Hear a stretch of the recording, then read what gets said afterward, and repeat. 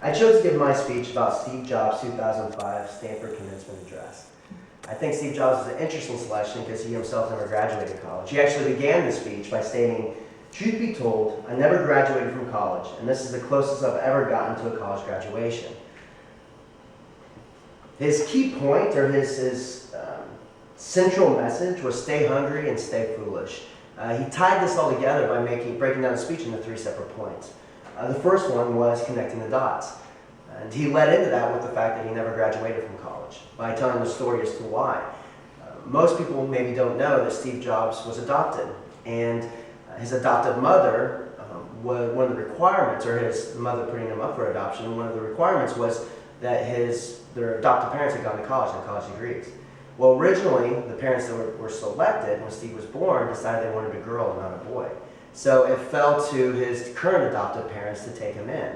Later, though, his mother found out they didn't have college degrees, they were just blue-collar workers. And she refused to sign the adoption papers until they promised her that Steve would go to college.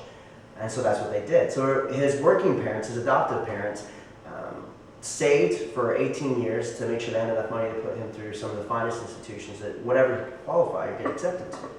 However, Steve felt really guilty about this. After he started college, 6 months into it, he realized that he was making his adoptive parents commit to something that he wasn't even sure what he was going to do, and he was wiping out their savings account, so he dropped out.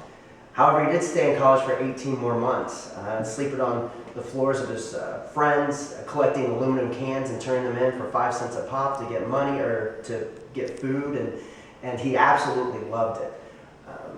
One of the things that he did while he was there is he took a calligraphy class. What makes this very interesting is that it had nothing to do with what his core studies were. He would have never taken this class if he hadn't dropped out. But that's what inspired him to insert different fonts into the Macintosh 10 years later.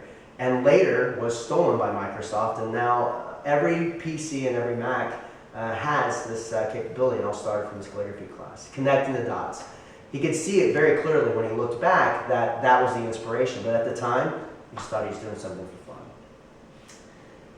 He talked about love and loss. That was the second topic. And he brought up the fact that he was let go from Apple 10 years in. They were a $2 billion company, and they were at a turning point, and it's devastating for him. He was fired very publicly. He felt like he had let everyone down.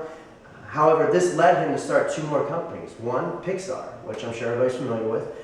They produced Toy Story, and is the most successful now computer animated company in the world.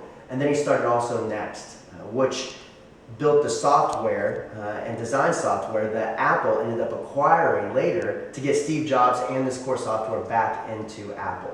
So ultimately it became a big success for him. He would never have done those things without having been let go. He would never have been inspired to reach out and do that again. And then death. He talked about how he had a cancer scare when he was earlier, before he actually passed away of cancer, pancreatic cancer, and how that inspired him to live every day like it was his last day. And he stopped worrying about what people thought, he stopped worrying about approval, and he stopped worrying about risk. He looked at it as, I'm going to die someday, and I need to leave it all on the table. I think the speech was very effective. I think what made it effective was he stuck to the time limit. It was only 15 minutes long. It was well written, very well written speech, and he spoke very clearly, and he knew his audience. He knew who he was speaking to and related his speech to that audience. I think where Steve Jobs failed was in his connecting with the audience. His hand gestures were non-existent. He didn't make eye contact, as you can see by this piece in this video here. Generation of entrepreneurs down, that I had dropped the baton as it was being passed to me. I met with David Packard and Bob Noyce. The rubbing of the chin is his lone hand gesture, and he does that 4 or 5 times throughout the speech, and it's almost like just a reflex that he has. So other than that, the speech was fantastic and very well delivered. Thank you very much.